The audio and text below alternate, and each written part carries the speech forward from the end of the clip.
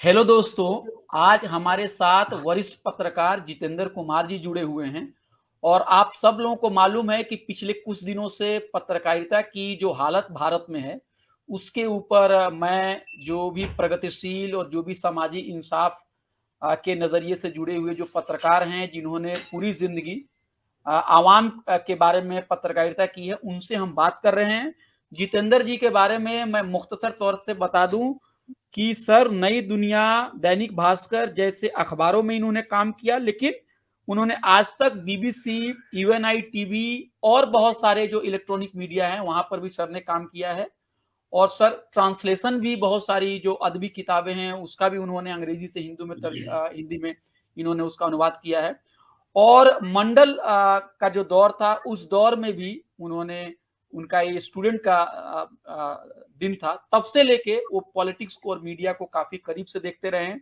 हम सब लोग जनपद में सर का जो वीकली कॉलम होता है उसको भी हम पढ़ते हैं कि 16 नवंबर को प्रेस डे मनाया गया भारत में, मतलब कागज पे मनाया गया प्रेस। और मैं जब प्रेस काउंसिल की एक छोटी सी स्टोरी पढ़ रहा था उनके वेबसाइट पे थी, तो उसमें कहा गया था कि इस दिन को फ्री प्रेस के तौर पे ये मनाया जाएगा और फ्री प्रेस से संबंधित चीजों को याद किया जाएगा। मेन स्ट्रीम मीडिया तो कोई कुछ भी इसका संज्ञान नहीं लिया है। जैसे लग रहा है कि सब कुछ पत्रकारिता में सही चल रहा है। सर, आप कुछ कहेंगे इस पे? अभय जी, कहने के लिए बहुत कुछ है, लेकिन अब क्या कहा जाए। जैसे अ, हम एक मतलब इसको इस तरह से कहा जाए कि जब आपने मान लिया है कि सब कुछ खत्म हो गया और अब ऐसा ही होगा, तो फिर वो कोई भी अखबार इसको ये कहने के लिए तैयार नहीं है कि सब कुछ खत्म हो गया। मान तो रहे हैं कि सब कुछ खत्म हो गया, लेकिन आप बोल नहीं पाते क्योंकि आपकी हैसियत ये रहने नहीं दी गई है कि आप बोल पाए कि फ्रीडम प्रेस, ये प्रेस का फ्रीडम, ये सब कुछ खत्म कर दिया गया है। क्योंकि हमको ये पता है कि हम जो 142वें नंबर पर हम पहुंच गए हैं, वो अखबारों से ही खबर से हमको जानकारी मिली। लेकिन इतनी छोटी खबर हो गई हो, जैसे लगता है कि कुछ हुआ ही नहीं है, समान सी घटना। आप बहुत दिनों से पत्रकारिता कर रहे हैं, तो आपको लग रहा है ये बात सुन के कि और देख के कि मूल्यों का बहुत ज्यादा उसमें गिरावट हुई है? या कुछ लोग ये कह रहे हैं कि पहले जो एक खास विचारधारा के लोग पत्रकारिता में थे तो बहुत सब कुछ अच्छा चल रहा था, आज हिंदुवादी पत्रकार आ गए तो पहले वाले पत्रकारों को ये सब चीजें मतलब हजम नहीं हो रही और सब चीजों को बेकार कह रहे हैं? नहीं, मैं नहीं मानता कि वो एक खास विचारधारा वाला थे तो महान काम कर रहे थे और सब राइट विंग आ गए तो इसलिए बुरा हो गया राइट विंग आने के चलते। मूलतः परेशानी हुई कारपोरेटाइजेशन से। मीडिया का जिस रूप में कारपोरेटाइजेशन हुआ है, उसने स्थिति को बदतर कर दी।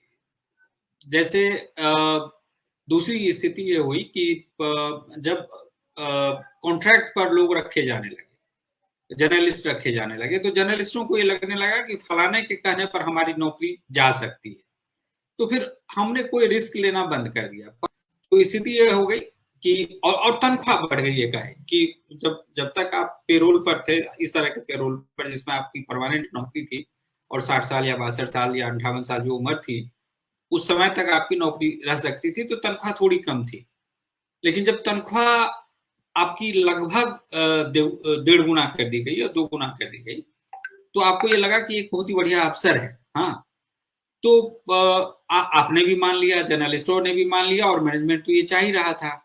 तो हर बार 3 साल के बाद एक ये लटकने लगा कि नौकरी जा सकती है और कॉन्ट्रैक्ट है तो 1 महीना का 1 महीना के नोटिस पर या 1 महीना की तनख्वाह देकर आपको निकाला जा सकता था। तो ये इतनी छोटी राशि थी कि जर्नलिस्टों को कभी भी किसी भी रूप में सुरक्षा जो थी थोड़ी सी मिली हुई कि आपको नौकरी से नहीं निकाला जाएगा, और रोजगार की चिंता तो सबको है। तो एक सर्टेन एज में, जब मान लीजिए कि हमारी उम्र में, जब 48-50 साल की उम्र में आप होते हैं, तो आपके बच्चे स्कूल कॉलेज में जा रहे होते हैं, आपके खर्च बढ़ गए रहते हैं, तो कोई भी आदमी रिस्क लेना नहीं चाहता है। तो हम आपके खिलाफ क्यों खबर लिखेंगे जिसमें कि रिस्क हो? तो और हमारी नौकरी चली जाए, जबकि हमको बच्चों को पालना है, हमारे पेरेंट्स हैं, उनको मदद करनी है, उनको सुविधा नहीं है कुछ भी, वेलफेयर स्टेटस तो हमारे देश में है ही नहीं कुछ भी।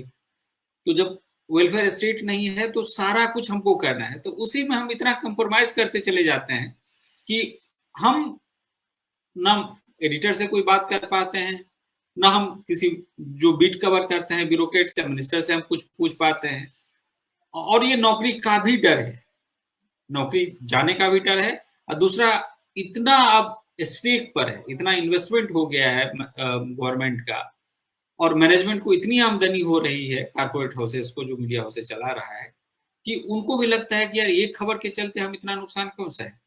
तो मतलब कई तरह की चीजें हैं, एक साथ नहीं है, एक ही बात नहीं है कि जर्नलिस्ट ऐसे नहीं है, और दूसरा कि जर्नलिस्ट ऐसे हैं लेकिन वो कर पा नहीं रहे। मतलब मुख्य, मैं बार बार कहता हूं कि सबसे बड़ी परेशानी जर्नलिज्म के, प्रेस फ्रीडम को नीचे ले जाने में मीडिया हाउसेस की है, क्योंकि वो कोई भी रिस्क नहीं लेना चाहता, कोई भी प्रॉफिट कम नहीं करना चाहता। सरकार की तो है ही, सरकार तो अलग है, लेकिन उसके अलावा कारपोरेट मतलब मीडिया हाउसेस की है, वो अपने स्टाफ के साथ प्रोटेक्ट करने के लिए खड़ा नहीं होता है, क्योंकि उसका बिजनेस इंटरेस्ट है। अच्छा सर, आपने कहा कि पहले पत्रकारों को जब कॉन्ट्रैक्ट सिस्टम पर लाया गया तो उनकी सैलरी बढ़ा दी गई, लेकिन हकीकत ये भी तो है कि जब उनको कॉन्ट्रैक्ट पर लाया भी गया तो बहुत लोगों की सैलरी ज़्यादा बढ़ाई गई, किसी की कम बढ़ाई गई। और हालत तो आज ऐसी है कि अगर मैं अपनी तनख्वाह को 15 साल या 10 साल पहले देखूं, जो कि मैं किसी अंग्रेजी के अखबार में पाता था, और आज मैं उसको तुलना करूं या उसको कंपेयर करूं, तो मैं पाता हूं कि मजदूरी काफी नीचे गिर गई है, काम ज्यादा उनसे लिया जा रहा है, सोशल सिक्योरिटी कुछ भी नहीं है। और आपने कहा कि ये सारी चीजें प्राइवेटाइजेशन की वजह से हुई है। जब पॉलिटिकल पार्टीज, ज्यादातर हमारी देश की पॉलिटिकल पार्टीज प्राइवेटाइजेशन का विरोध नहीं करती हैं, तो फिर ये बदलाव कैसे आएगा? नहीं, लेकिन आपको तो अभय जी ये देखना पड़ेगा कि कौन सी पार्टी इसकी डायरेक्ट बेनिफिशरीज है। ऐसा तो है नहीं कि लेफ्ट पार्टियां इसका विरोध नहीं कर रही थी। आप देखेंगे जहां भी ट्रेड यूनियन था, सबसे पहले ट्रेड यूनियन को खत्म किया गया, ट्रेड यूनियन को वाले को सबसे ज्यादा परेशान किया गया। मान लीजिए कि ट्रेड यूनियन में आप अध्यक्ष थे, सेक्रेटरी थे, तो आपका ट्रांसफर वो ऐसी जगह कर दिया गया, क्योंकि आप पेरोल पर थे, कॉन्ट्रैक्ट पर नहीं थे, कॉन्ट्रैक्ट पर नहीं आना चाह रहे थे, तो आपका ट्रांसफर ऐसी जगह कर दिया जिससे कि आप मीटिंग न अटेंड कर पाए, वहां पर यूनियन की कोई हैसियत नहीं रहने दी गई। तो सिर्फ ये करने से कि कह देने से कि मतलब कॉन्ट्रैक्ट पर आने से ये तनख्वाह बढ़ गई हो, मैं ये नहीं कह रहा हूं कि तनख्वाह बढ़ गई। मैं एडिटर हूं, मैंने अपनी तनख्वाह 6 गुना बढ़ा ली, 5 गुना बढ़ा ली। हालांकि एडिटर कभी भी पेरोल पर नहीं होते थे, लेकिन एडिटर अलग से आते थे और वो अलग तरह से रहते थे। लेकिन अगर मैंने अपने लिए 5 गुनी तनख्वाह बढ़ा ली, तो अभय जी के लिए भी अब अभी उनको मतलब अगर 70,000 मिल रहे हैं, 60,000 मिल रहे हैं, तो उनको हमने 80 कर दिया। तो अभय जी को ये लग रहा है कि हमको तो 60 ही मिल रहा था, अब 80 मिलेगा, और नौकरी कौन सी जा रही है। अब इनको ये नहीं समझ में आ रही है कि 3 ही साल के लिए आपको दिया है, और 1 महीना में का नोटिस देके या 2 महीना का नोटिस देके कभी भी आपको निकाल सकते हैं। पहले आपको 60,000 तनख्वाह मिलती थी, लेकिन वो नौकरी आपकी 60 साल तक या 58 साल तक या 62-65 जो भी उम्र थी, उस समय तक आपकी बरकरार थी। तो आपने भी कुछ हद तक मतलब जबरदस्ती, या तो आपके पास चॉइस था कि आप या तो जामताड़ा में जाके रहिए जहां कुछ भी नहीं है, या आपका ट्रांसफर झंझारपुर कर दिया जाएगा जहां कुछ भी नहीं है, या आप दिल्ली में रहिए। तो जब इस तरह का मतलब हाँ और ना दोनों के बीच में इतना गैप हो गया था कि आप रहेंगे या दूसरा नहीं रहेंगे, तो इस चक्कर में ढेर सारे लोग कॉन्ट्रैक्ट पर आ गए।